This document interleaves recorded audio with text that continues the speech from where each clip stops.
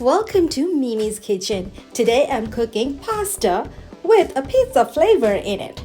Who does not like pizza, right? So I decided to incorporate pizza ingredients, flavors to a pasta.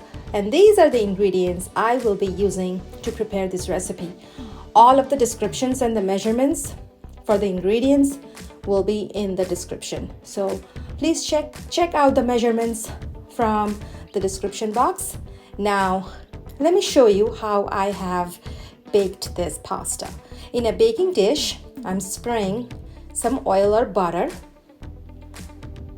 and then I'm adding the small shells pasta noodles in it, 1 pound of it. Now, if you are adding longer pasta noodles, then the ratio with the liquid will be a little bit different, which I will also write it down in the description.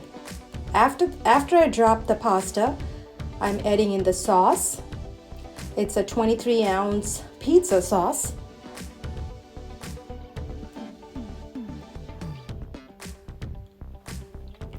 Then I'm going to add the liquid, which is going to be chicken broth. You can also use plain water, but I'm using chicken broth because that just adds extra flavor to my pasta. I'm going to be adding 3 cups of this broth.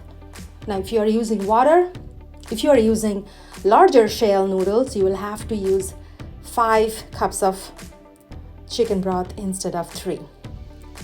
Then I'm adding my seasoning, which is 1 teaspoon of onion powder, 1 teaspoon of garlic powder, 1 teaspoon of some pepper.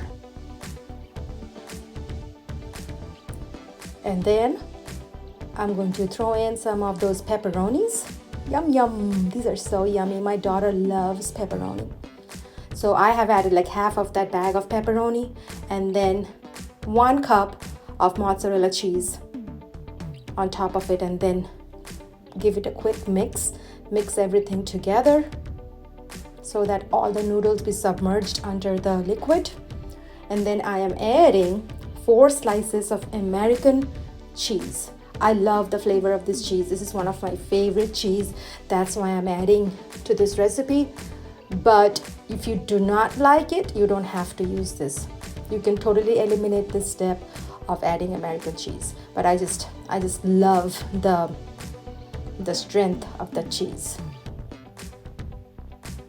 Make sure you submerge everything under the liquid and wrap it up very tightly with an aluminum foil. Make sure it's tightly wrapped because now it's going to go into a preheated oven of 425 degrees Fahrenheit for 30 minutes. Make sure the aluminum foil is tightly wrapped.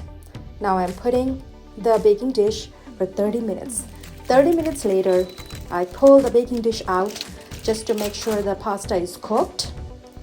So I scooped out 1 spoon and just saw the noodles need to be softened a little bit more. So I am putting the dish back into the oven for another extra 10 minutes. Cover it up, goes into the oven for another 10 minutes.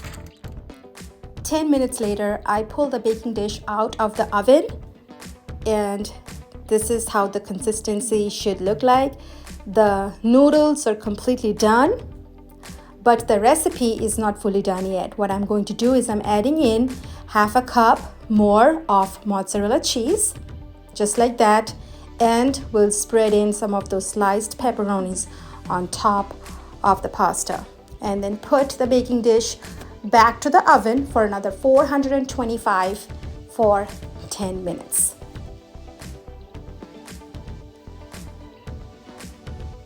It goes back into the oven for 10 minutes. So 10 minutes later now the pasta is fully done. It's ready to be served. I got the baking dish out of the oven and will let it sit for another 5 minutes to cool off a little bit so that I can make myself a plate. I absolutely love this recipe. It is amazing, filled with so much of flavors to it. It basically tastes just like pizza.